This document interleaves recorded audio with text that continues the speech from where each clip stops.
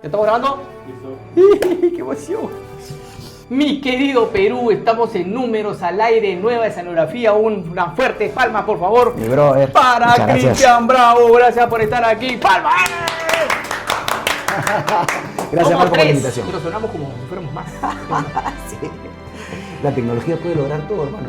Logra todo. Cristian, primera actividad de nuestro podcast es: tienes que dibujar. Tienes que demostrar tus cualidades. Acá tienes tizas. ¿Allá? Acá tienes una mota de última generación. Eso. Por favor, adelante.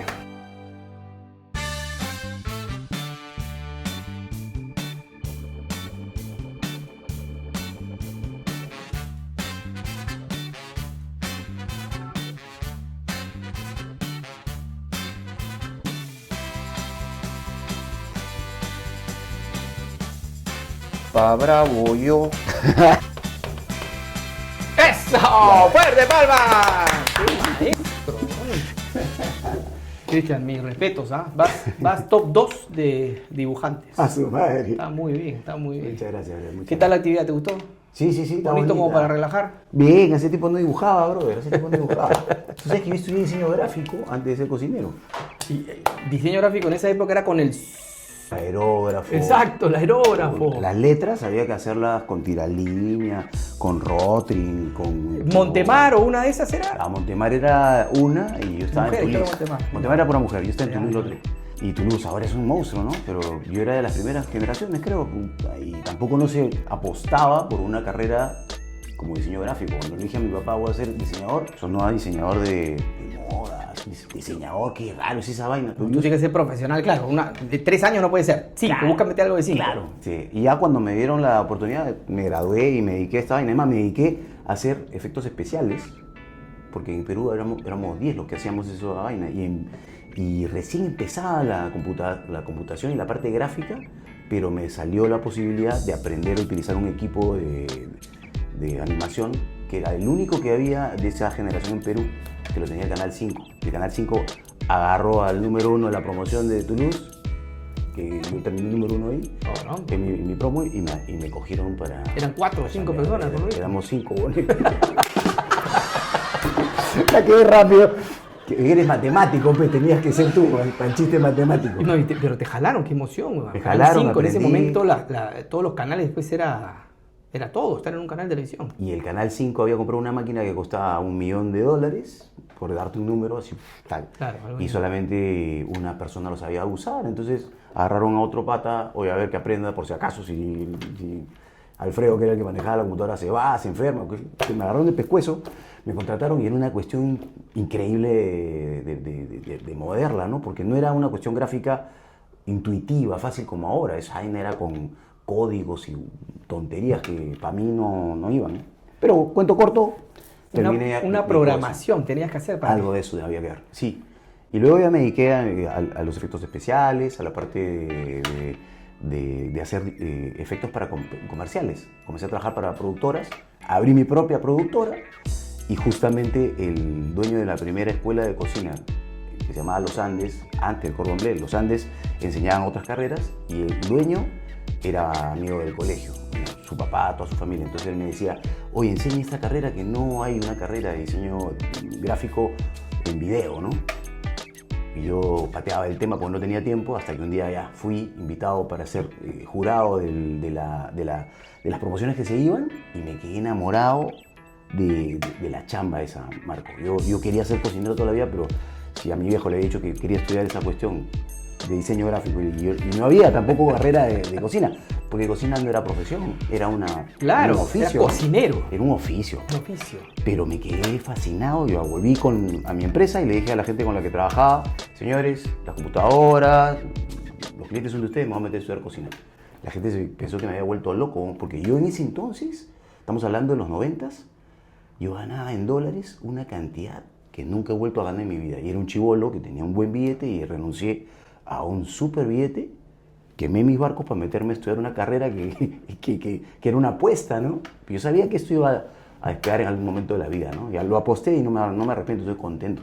Pero, a ver, lo de Canal 5 y pusiste tu productora. Sí. ¿Cómo así te animaste? El tema de emprendimiento es clave en este podcast, ¿no? Sí. Muchos de los peruanos queremos emprender, queremos Sí. salir adelante por nuestros propios medios, ser nuestro jefe. ¿Cómo así te animaste? ¿Encontraste la luz? ¿Caminaste hacia ella? ¿Cómo hiciste? Bueno, en mi familia yo había visto que mi papá había trabajado por una empresa y mi hermano mayor también, y el otro también, el otro también, y yo no había visto el emprendimiento en mi familia, no estaba en la sangre. O sea, no había alguien que me hubiera inculcado el meterme en el tema. Pero tengo que confesar que siempre he hecho lo que a mí me gustaba hacer. O sea, Marco, yo sabía cuáles eran mis fortalezas. Y había cosas que me gustaban, como por ejemplo la música, me gustaba el diseño, me gustaba cocinar. Y a La esa... matemática también seguro. No, eso no. No, eso no. Y entonces siempre empujé a dedicarme a cada una de estas actividades de manera más que trabajo, como de vacilón, ¿no? De disfrutarlo. Me costó mucho trabajo entrar a la radio, yo trabajé en W9, tengo una historia para haber entrado a esa radio, pero también comencé a poner música en fiestas. Yo tenía 15 años y ya estaba mezclando en fiestas. Emprendedor total. Me gustaba. Y luego con mi hermano compramos equipos y yo conseguía contratos y ya a los 17, así, hasta los 17, 18, iba a fiestas y yo mezclaba, ¿no? Luego de eso, entré a la radio. Y la radio me dio la posibilidad de comenzar a desarrollar mi carrera como locutor. Yo he hecho pues, locuciones que la gente no sabe, pero yo soy el que dice Ritmo Romántica, tu radio de baladas. Bueno, ya. ¡Cerremos los ojos todos! Mira la Champions por ESPN. O Chiqui de Concordia, las otras botellas no juegan. ¿Te acuerdas de esa graciosita? Bueno, grababa un montón de comerciales. Y me dedicaba a eso en paralelo. Ordénanos, por favor. Después de los 15 ponías música. Sí. Ahí entraste a la radio, antes de Panamericana. Sí, antes del canal. Entraste a la radio a W9. W9. Y hacías locuciones. Hacía locuciones. Y ya estabas forrado de plata, o sea, tenías buenos ingresos. No, porque las locuciones... Era un sensei. No, yo estaba empezando. En W9 yo ganaba por conseguir mis clientes.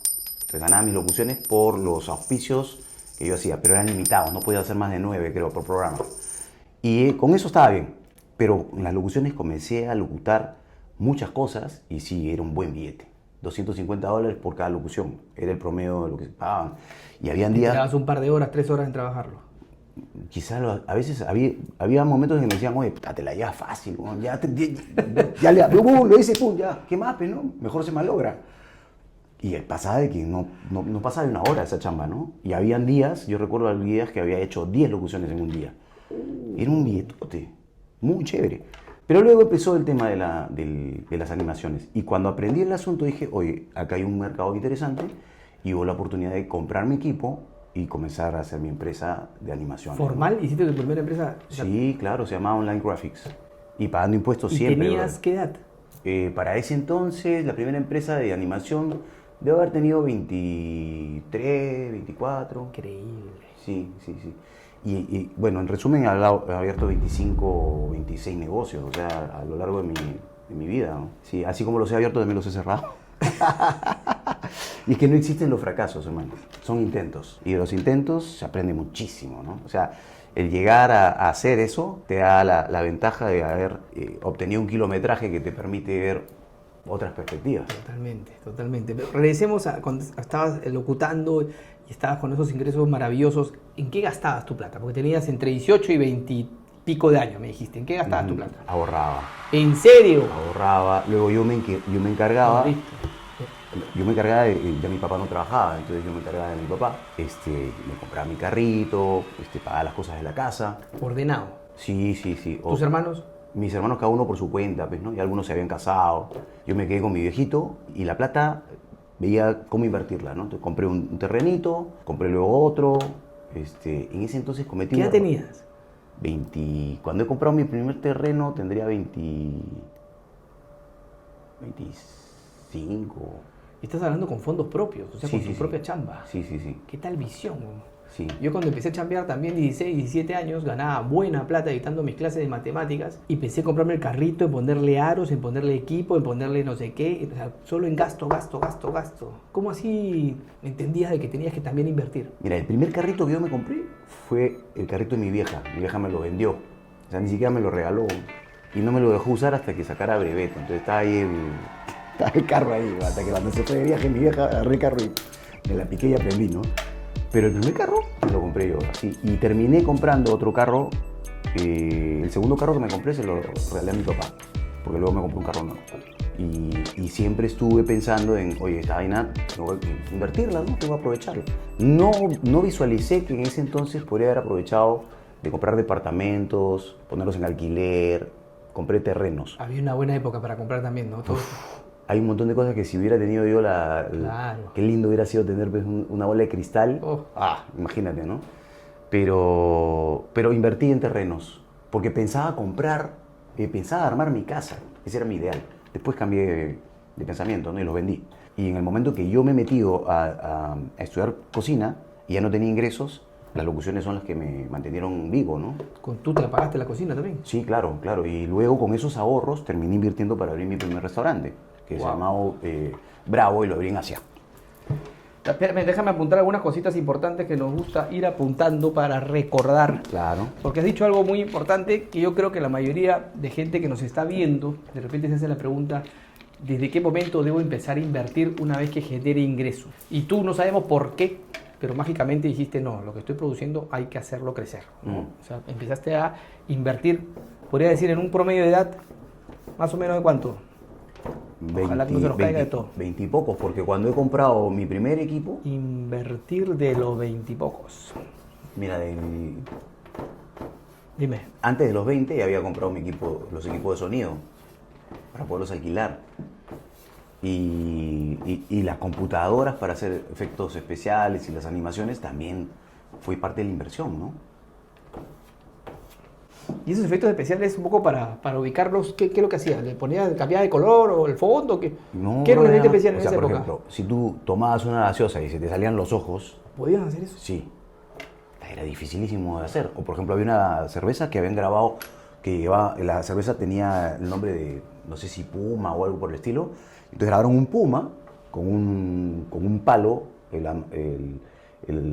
amaestrador, ¿no? Estaba caminando con el puma, para que camine solo por un sendero en la arena, y entonces yo tenía que borrar al palo, y obviamente a la persona esta, y dejar al puma solito. Pero eso no había After Effects. Ahora es un clic, ¿no? Ahora Eso así. ya es al toque. Pero era rotoscopía, era cuadro a cuadro en un video, son 30 cuadros. 24 en algunos casos, pero Cada segundo. 30 cuadros son un segundo. Mierda. Son 30 fotogramas o son 30 fotos. Entonces cada cuadro tenía que meterme una limpiada, como si fuese en Photoshop, uno por uno. Eso se llama rotoscopía. Esa era la chamba que yo hacía. O de repente... O sea, si duraba 10 segundos el puma caminando, eran 300 cuadritos que tenías que limpiar. Y era Bueno, buena platita también. Sí, se cobraba caro. Porque no hay otra. No Eras había tú otra. o sale con el palo el puma, nada que ver. Exacto. Sí, y también 3D, ¿no? Los logos que estén, los logos finales de los comerciales, o cualquier efecto que de repente no se pudiera lograr de manera normal, ¿no? Ahora eso se hace así en segundos con la IA, ¿no? Increíble. Es increíble. Increíble. Me salía a tiempo, creo. Cuéntanos de... No, Sí. imagínate, bueno, que cualquier uno no sabe qué camino le depara, ¿no? Uno va escogiendo, tomando decisiones a medida que va viviendo. Sí, Empezaste a estudiar cocina. sí, Dijiste, este es lo mío. sí. Estuviste en los Andes, viste ese movimiento, dijiste, este es lo mío. Por más que hacías buena platita con los efectos especiales. Ujú. Eso hay que tener cierta valentía especial, ¿no? Seguramente que muchos amigos te decían, ¿qué haces? Mi familia pensó que estaba loco, mis amigos también me decían lo mismo.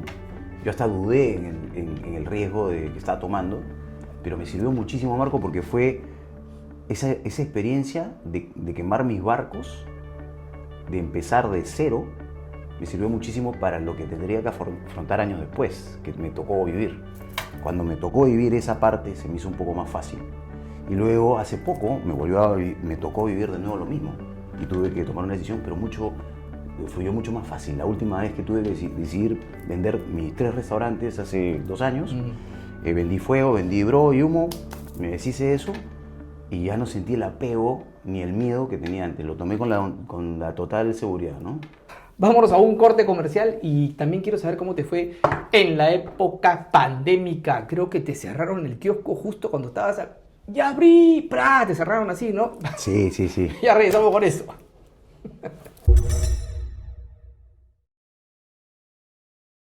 un año y medio armando este nuevo proyecto. El día que empezábamos era un viernes 13. Viernes 13, un número feo. Y ese viernes 13 estaba pasando yo mi prueba de fuego. Estaba Gastón, estaba Micha, José del Castillo, mis amigos, y estaban probando mi comida y dándome el ok. Y me dicen, oye, bro, ¿ya estás listo? Abre. Perfecto. Entonces era viernes, vamos a abrir el lunes. Así, viernes, ya abrimos lunes. Viernes 13 de marzo 2020. 48 horas después, Vizcarra dice... No puede ser. Entonces, el lunes no pude abrir. Me quedé un año y medio con toda la vaina parada, brother. Si no hubiera transitado por todas estas cosas, esta vaina me hubiera matado de repente. Pero me preparó para tener una Claro, especie de salías en el chaleco. puente de acá de Miraflores. ¡Zum! Sin duda. Me puso un chaleco antibalas, ¿no? Y justamente a raíz de esa situación, cuando estamos en pandemia y nos hemos conocido, y todos se han conocido más en pandemia, porque viene la época en la que bajo la crisis desarrollas más creatividad. ¿Y cómo sales de esto? Comencé a locutar de nuevo y comencé a hacer voces, y resulta que me tomaron para hacer el doblaje de un personaje importante del mundo del crecimiento personal que se llama Vishen Lakhiani, el CEO de Mindvalley. Mindvalley es una plataforma de crecimiento personal. Entonces yo era Vishen Lakhiani en español y doblaba los cursos de Vishen, y comencé a aprender cosas que estaban bien chéveres. Comencé a meditar, comencé a aprender sobre un montón de cosas chéveres. Conocimiento personal. Sí, conocimiento personal. El método Silva de control mental y cosas por el estilo. Y entonces un día meditando dije, oye, ¿cómo puedo trascender este talento que me ha llegado de manera gratuita? Tú tienes el don de la matemática, yo tenía el don de la cocina, pero también tenía el don de las locuciones, pues, ¿no? Entonces me salía fácil, ¿cómo puedo yo ayudar a la gente con esto? Porque yo gano dinero con esto, pero ¿cómo puedo contribuir? Y se me ocurrió hacer un podcast, porque yo hacía recetas para el estómago, como cocinero. Dije, voy a hacer recetas para el alma, un podcast. Y cuando fui al oráculo, porque todos tenemos un oráculo en casa, pues, ¿no? El mío es de América, le dije, oye, voy a hacer Belisa, un saludo para Ñoris. Saludo. Voy a hacer un podcast. ¿Así? ¿Y quién te va a escuchar? No sé. ¿Y cuánto vas a ganar?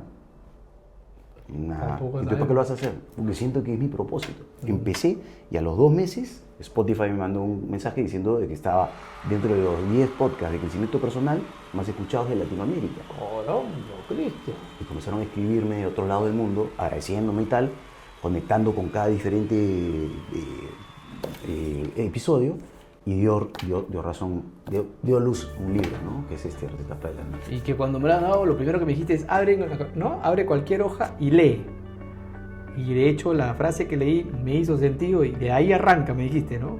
O sea que lo he marcado. ¿Cómo es la frase? ¿Se puede compartir? ¡Claro! Dice, la gratitud es la manera más rápida de sentirse bien contigo mismo y con la vida. Y coincide conmigo porque yo sí me considero una persona que me tomo el tiempo de agradecer.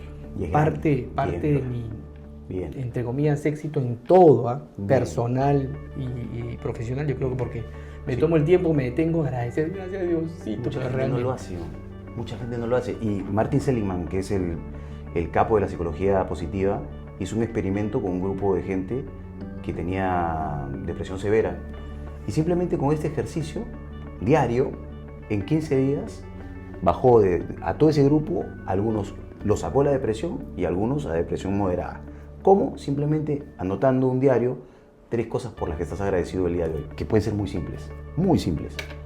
Pero si agradeces, esa emoción, ese sentimiento produce una reacción interna en el cerebro que cambia el chip y sube un nivel de felicidad. Y lo he comprobado en estos talleres que yo hago de coaching, y eso es uno de los ingredientes, pues, ¿no? El agradecimiento, la gratitud es uno de los ingredientes. Sobre lo que estamos hablando, ¿qué tanto influye en un emprendimiento? ¿Tú crees que tiene que tener estos factores, deben estar? Sí, o sea, para lograr pasar un emprendimiento, tienes que desarrollar primero la gratitud de poder tener la oportunidad de tener el equipo que te apoya, de los clientes que te compran. No dar por sentado el asunto, ¿no? La gratitud es esa energía, es la memoria del corazón, ¿no? Y luego hay que sumarle también... Qué bonito. Hay que sumarle también un poco la resiliencia que se va desarrollando con estas pruebas y errores, ¿no? Yo considero de que tenemos que cometer errores, y el error es un asunto positivo, ¿no? Así como el miedo. El miedo también es un problema porque lo vemos como si fuese malo. Y el miedo a dar ese primer paso lo tenemos todos como emprendedores a la hora de decidirnos empezar un negocio. Pero es bueno porque puede ser el miedo un impulsor a la acción. Y el miedo pues, está bueno porque te alerta de una posibilidad mala. Pero también te da, oye, dale para adelante, ¿no? El miedo es innato, no podemos evitarlo. Así es. Pero lo que estábamos mencionando, para un emprendimiento, empezar con la energía del agradecimiento funciona, ¿no? Porque sí, efectivamente, gracias por poder emprender, gracias por el equipo que tenga o no lo tenga en un inicio, gracias por darle por lo menos la capacidad de poder moverme, los músculos, ¿no? Claro. Yo creo que el emprendimiento tiene que estar conectado con tu propósito. Propósito, ¿no? Porque había una frase de Bob Proctor que decía, asegúrate que tu propósito sea algo de lo que los demás se puedan beneficiar aun cuando ya te hayas ido. Si vas a hacer de tu vida parte, como el Ikigai, ¿no? Vas a hacer algo con propósito, vas a tener el compromiso, vas a tener la motivación, vas a tener la energía, vas a tener el agradecimiento, vas a tener todos los factores para lograr dar lo mejor de ti y potenciar tu felicidad, porque estás haciendo algo que realmente te motiva, que te gusta, que quieres, ¿no? Que amas. ¿Y cómo así encuentras tu propósito? Bueno, el propósito te encuentra a ti. Tú lo buscas todo el tiempo y todo el mundo quiero encontrar mi propósito. Siempre está como cuando quiere buscar la felicidad, ¿no? Y la felicidad no se encuentra como algo que va a estar a la vuelta de la esquina. La felicidad es parte del día a día, ¿no? O sea, no hay... Buda decía, no hay camino hacia la felicidad. La felicidad es el camino, ¿no? El día a día. Entonces el propósito te encuentra cuando te das cuenta, oye, yo soy bueno para esta vaina, ¿no? La de la tiza y la pizarra, la conexión con tus clientes, a la gente funciona, le gusta, puedo aportar, estoy contribuyendo, estoy ayudando. Entonces encuentras tu propósito. Estoy ayudando. Estás ayudando, ¿no? Porque eso tiene que ser. Si haces una cosa que va de alguna manera a ayudar a otros, ya estás dando un paso adelante. Es una bonita contribución, ¿no? A mí me gusta esa vaina. Hasta en la cocina, ¿no? El momento de felicidad que le estás dando a la gente por darle un plato de comida es lindo, ¿no? Es un propósito, es una contribución interesante. Claro, entonces, si lo podemos aplicar a ropa, por ejemplo, si yo quiero hacer polos, claro, lo feliz que puede estar haciendo una persona puede ser tu propósito. Claro, y ser un padre, un buen padre, también puede ser un excelente propósito en la vida. Y una gran contribución al mundo, ¿no?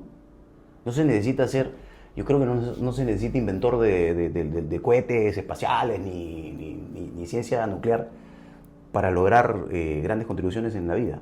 Entonces hay que buscar qué te gusta, para qué eres bueno, qué te puede dar dinero y de qué manera puedes ayudar a los demás. Yo creo que es una mezcla de todo, ¿no? Mi querido Cristian, verdaderamente vamos a hacer un repaso. Él invirtió desde los 20, qué maravilla, ¿no? Leandro, estás aprendiendo, ¿no? Una vez que generas ingresos, ¿qué es lo primero que uno piensa hacer? Me la gasto, me la chupo, me la fumo, ya veo qué hago.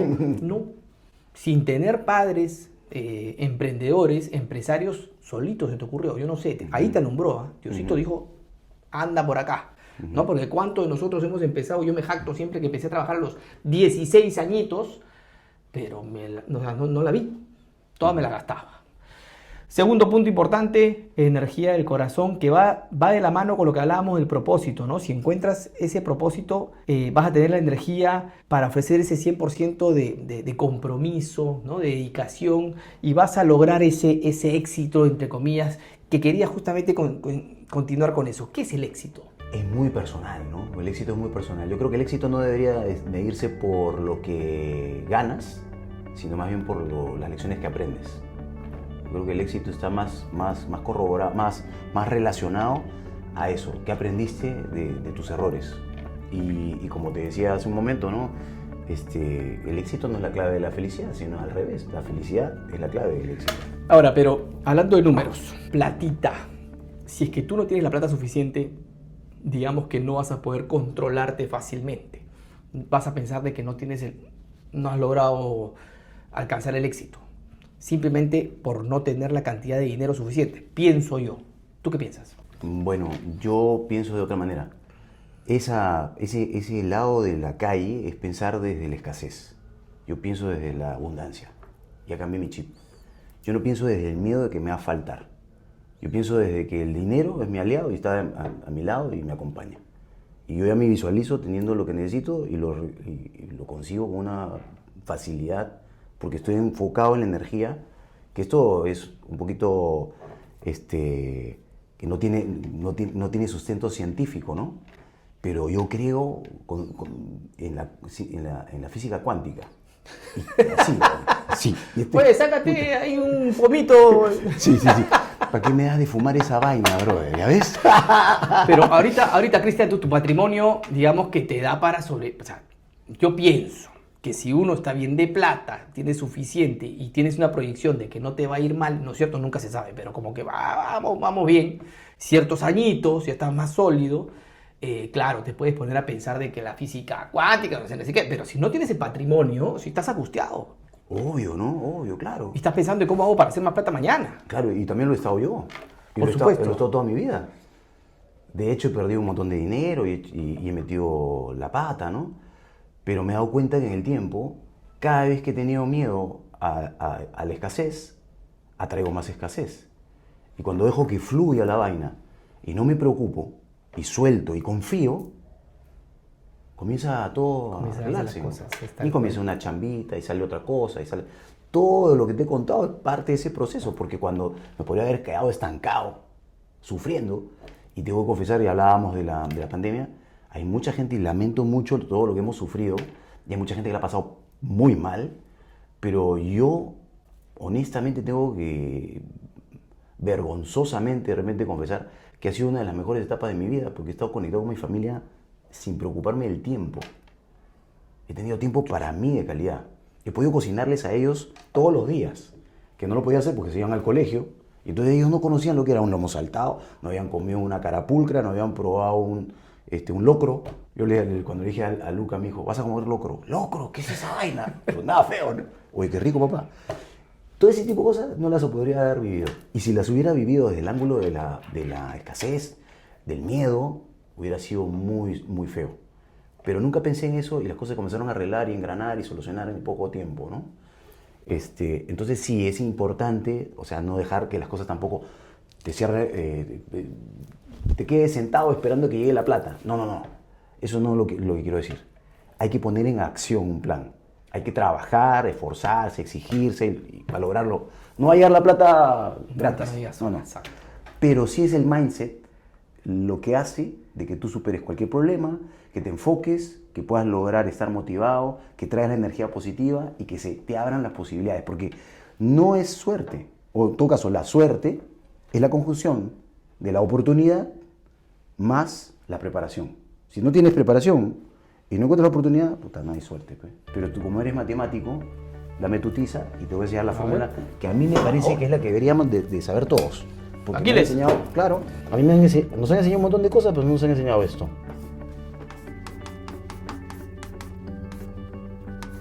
Esta es la fórmula, brother. El valor de una persona es la suma de sus... Valor de la persona es la suma de sus conocimientos más sus habilidades multiplicado por su actitud. La maravillosa actitud. Entonces, tú puedes tener muchos conocimientos. Ahora, ChatGPT, la inteligencia artificial, o sea, los conocimientos son facilísimos, ya no necesitas. Pero puedes tener grandes conocimientos, ya.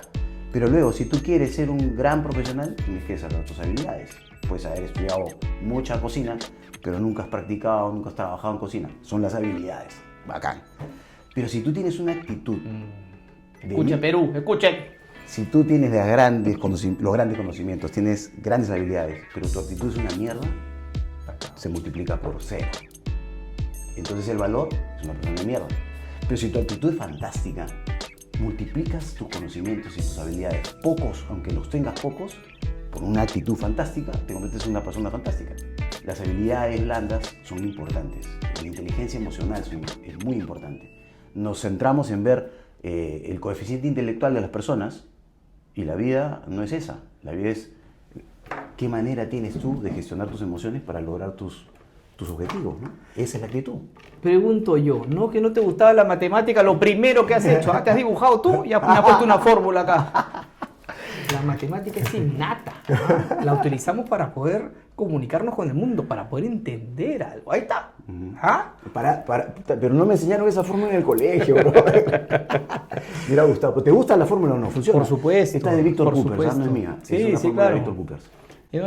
Y es muy buena porque el efecto multiplicador, que yo lo aplico también mucho en los talleres que dictamos, es impresionante cómo no lo podemos dimensionar. Es algo parecido a la exponenciabilidad del virus, que era muy difícil poder explicar ese crecimiento. Normalmente, si yo como mucho, voy a engordar de manera lineal.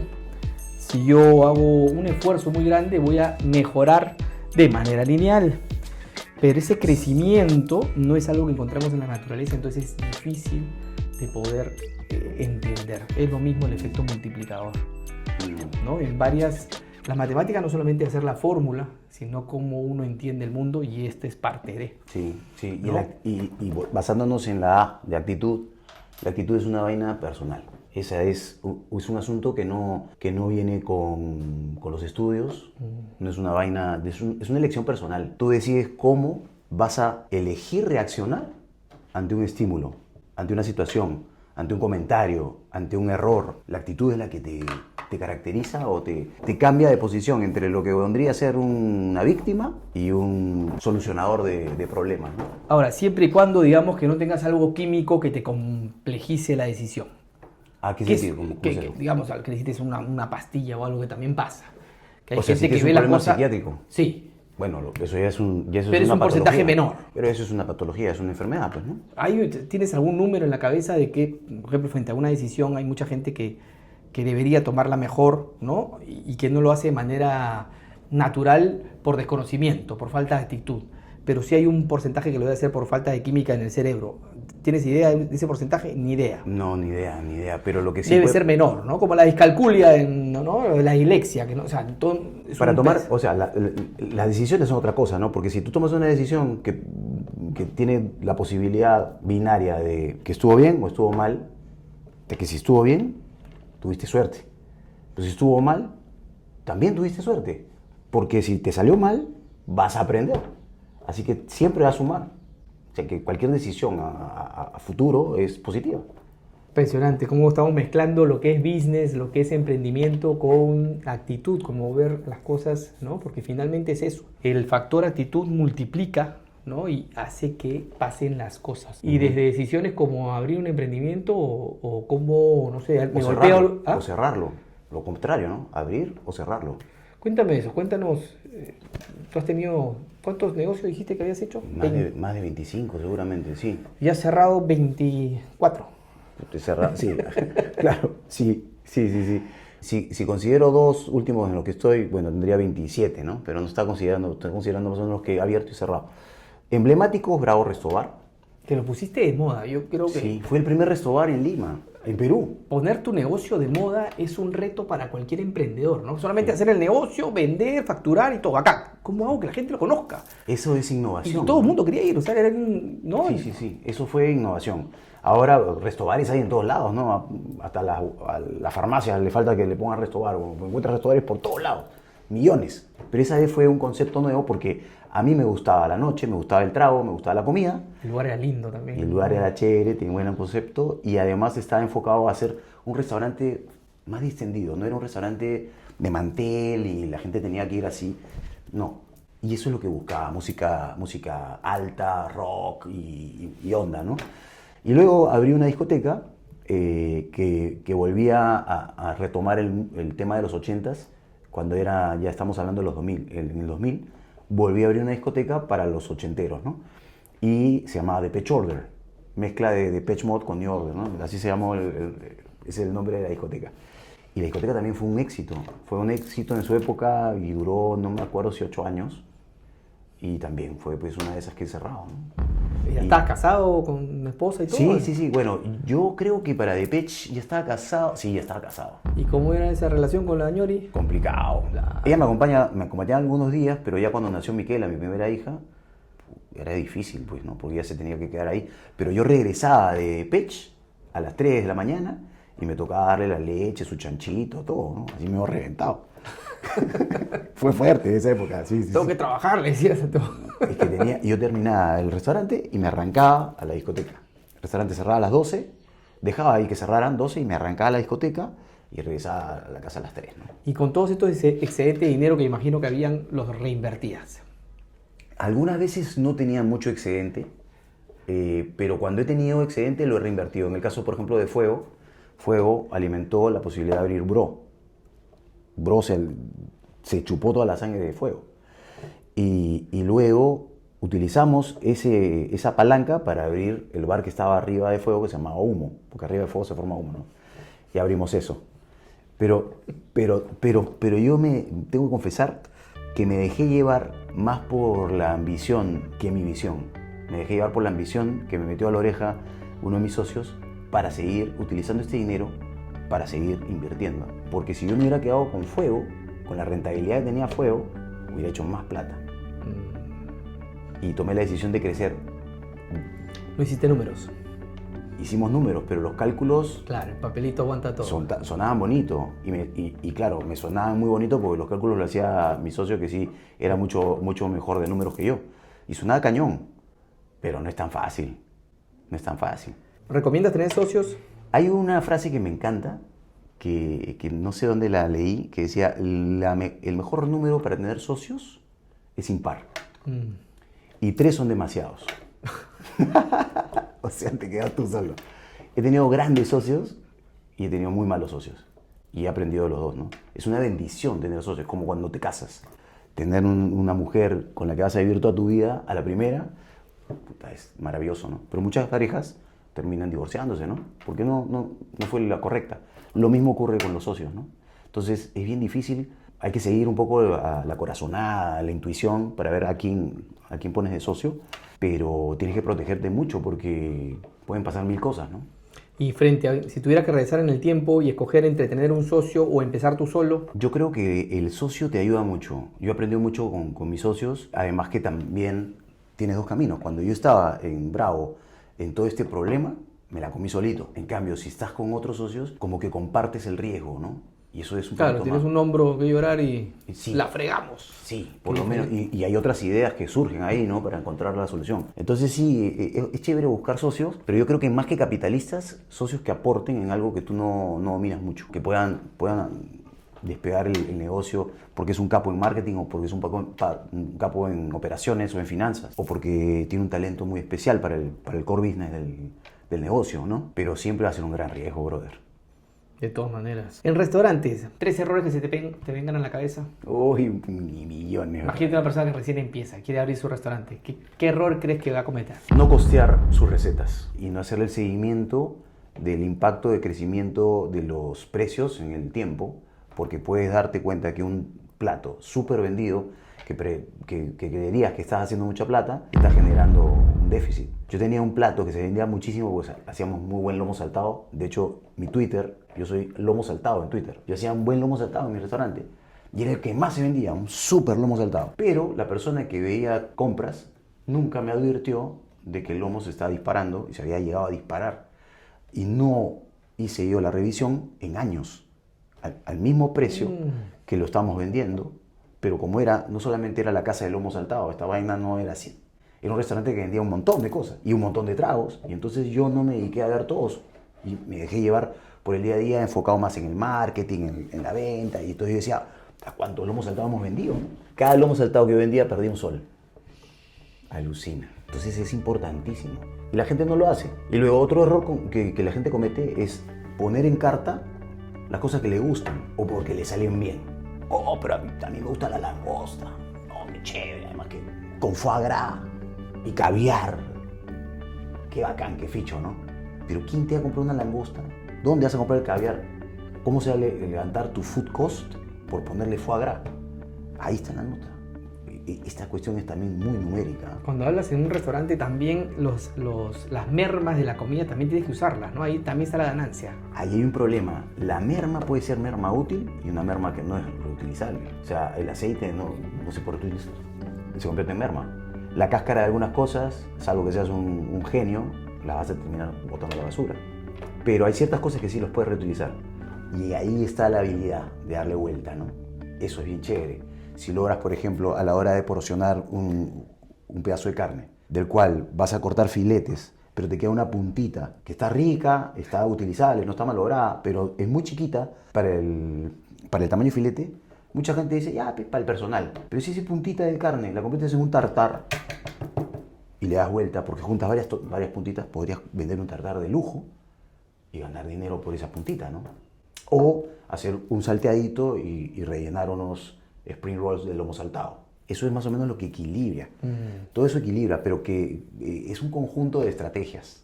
A veces pones un plato que está muy caro, pero para que te sirva de distractor. ¿En serio? ¿Es real eso? Sí. Que lo que te sale en TikTok así, pon un precio elevado para que veas el siguiente precio y te parezca más barato, Sí, sí. a pesar que es elevado. Psicológicamente sirve, porque, por ejemplo... De todas maneras. Sí, yo siempre he sido un partidario de no poner, por ejemplo, el tomahawk. El tomahawk es una metida de dedo, pero a ver. El tomahawk es un pedazo de carne que viene con un músculo, con un hueso.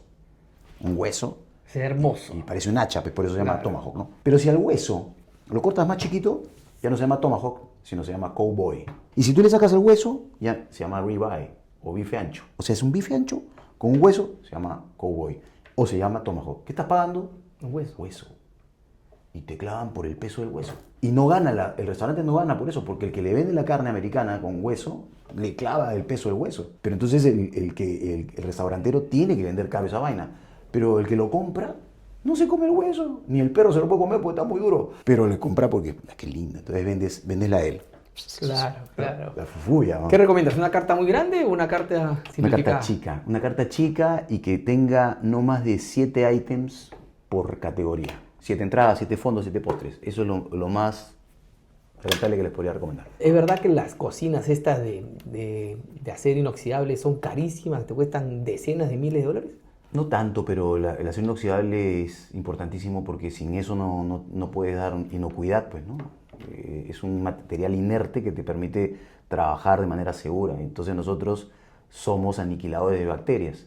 Nuestra chamba como cocinero, y me lo enseñó un experto en seguridad alimenticia de Nueva York cuando yo di un curso y una certificación, me dijo, más que cocineros, tú eres un aniquilador de bacterias. Así, en tus manos está la responsabilidad de la salud de tu gente, ¿no? Y en ese sentido puede ser caro. Las mesas de acero inoxidable pues son indispensables, pues, ¿no? ¿Y un rango de precio de una cocina? Es que depende, ¿ah?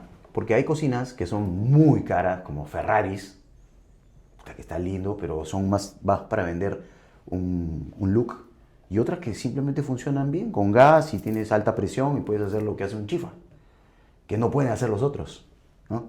Porque tienen un fogón bien fuerte y alta presión. Todo depende, y es más, es una buena pregunta la que has hecho, porque un restaurante lo primero que debe hacer es hacer su menú. El menú es el alma del negocio, y a través del menú detectas cómo va a ser tu cocina, tu inversión de todo lo que vas a comprar.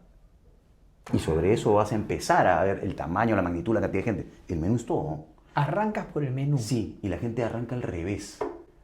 Arranca con el concepto, medio fumado, con la idea de qué vamos a hacer, a cuánta gente vamos a tener. Esta esquinita está buena.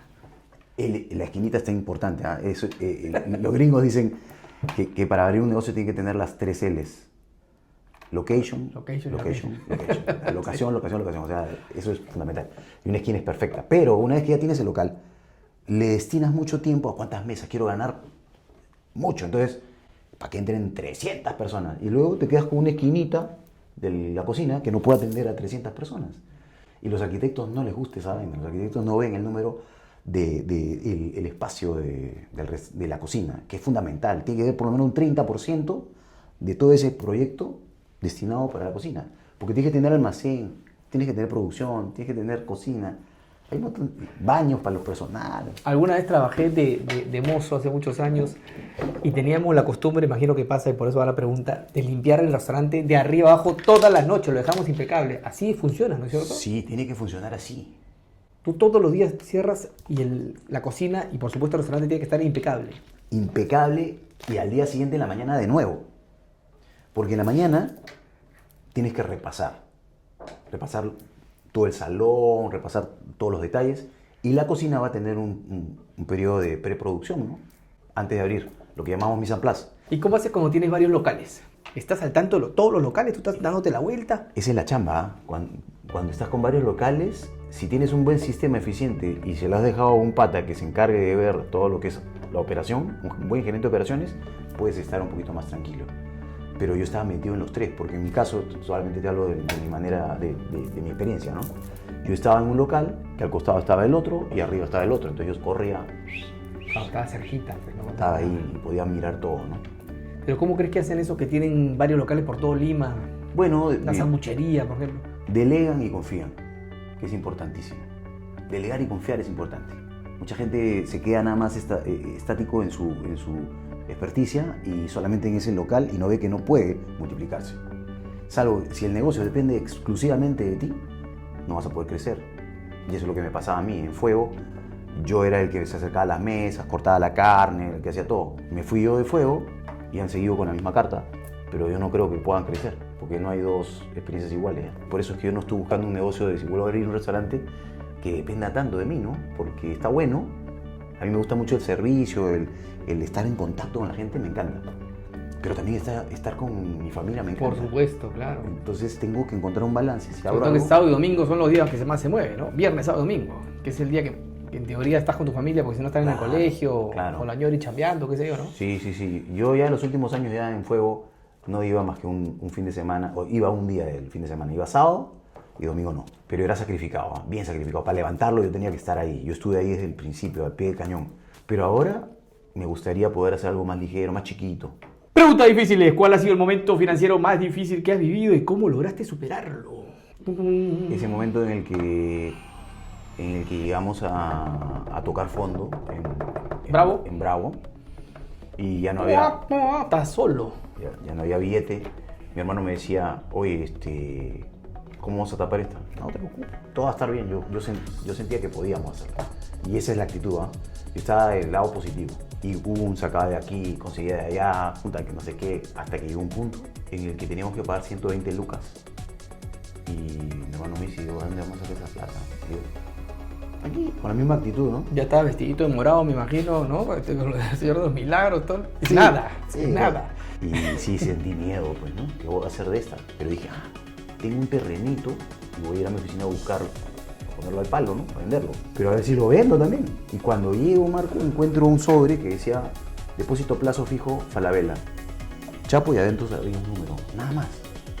Dije, ¿tendré plata? ¿Habrá algo aquí o no? No te creo. Al día siguiente voy, muerto de miedo, hago mi cola, el tiempo paró, Tenías el una sonido sospecha, se fue. decías, creo que he metido plata aquí. Ojalá que haya plata. Man, yo cuando encuentras una camisa, un pantalón, no sé, y encuentras un billetito, qué rico. ¿Qué sientes ahí? Maravilla, una felicidad. Felicidad. Y sientes agradecimiento, ¿no? ¿O no? Claro. Y ese es el impulso. Ahí está el agradecimiento. Yo sentía agradecimiento de todo lo difícil que había pasado. Hemos podido llegar hasta ese punto. Y yo mantuve esa fe y ese agradecimiento o esa actitud en ese momento en el que llego a la cola, llego primero ya a la ventanilla, le entrego el papel al pata y el pata me mira con cara de pena y me dice, lo siento. Y cuando dice lo siento, yo dije, me jodí, ¿no? Lo siento, pero si le doy la plata que tiene usted, le voy a tener que cobrar una penalidad. ¿Qué? ¿Tengo plata? Sí. ¿Cuánto? 130, pero con la penalidad se va a llevar 125. Dámelo, brother. ¿En serio? Pagué los 120 y me quedé con 50. Diosito, ayuda, ¿no? Sí, brother. Y ahí descubrí que en los peores momentos, si mantienes la actitud positiva, vas a encontrar la solución, ¿no? A ese pata, imagino, lo abrazaste. ¿Ah? No me acuerdo, brother. Ya no me acuerdo el momento. Solamente me acuerdo de esa situación y Gracias, con una lágrima acá. increíble. Pregunta: ¿cuál ha sido la lección más dura que el dinero te ha enseñado? La lección más dura que el dinero me ha enseñado. Muy buena pregunta.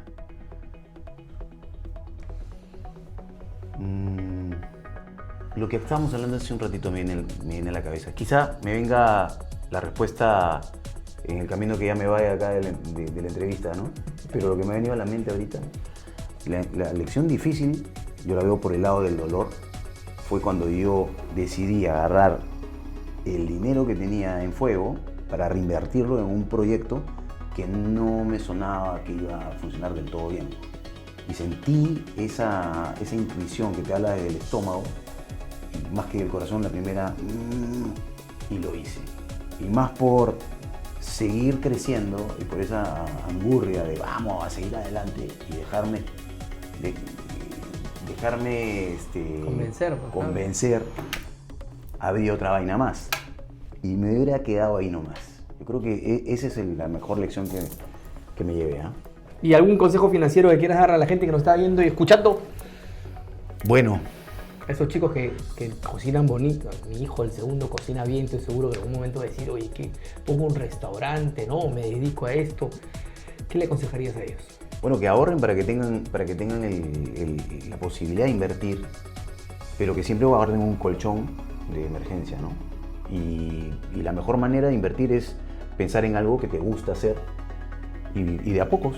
No se necesita empezar con el gran restaurante ni tampoco con el gran negocio, pero si arrancas realizando un sueño con propósito en el que puedes hacer feliz a los demás o que puedes contribuir con los demás, la energía te va a ayudar a que esta vaina crezca. De a poco vas a poder lograr también apalancarte con las personas idóneas o con los préstamos o los recursos idóneos para poder crecer y llegar a esa gran meta, ¿no? No se necesita llegar a esa gran meta de frente, ¿no? Un viaje de 1000 millas se empieza con el primer paso.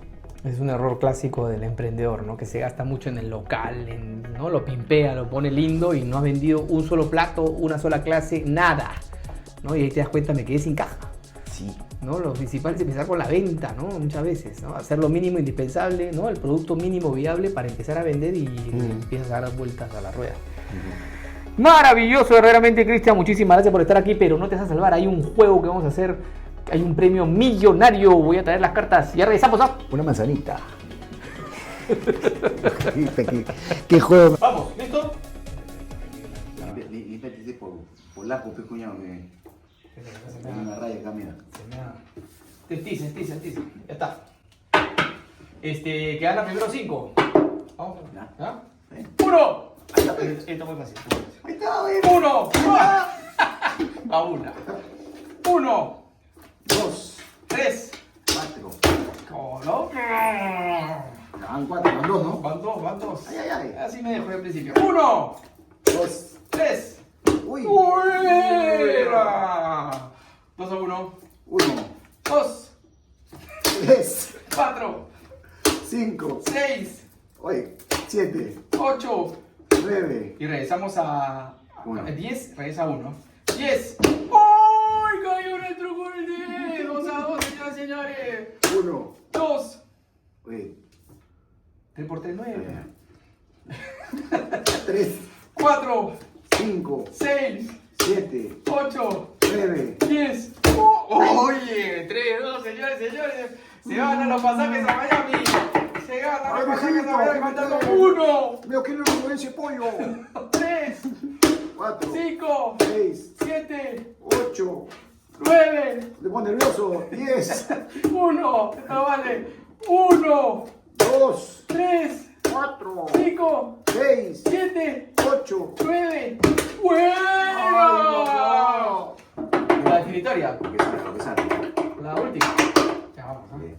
1, 2, 3, 4, 5. 6. Y por primera vez se ha ganado al profe.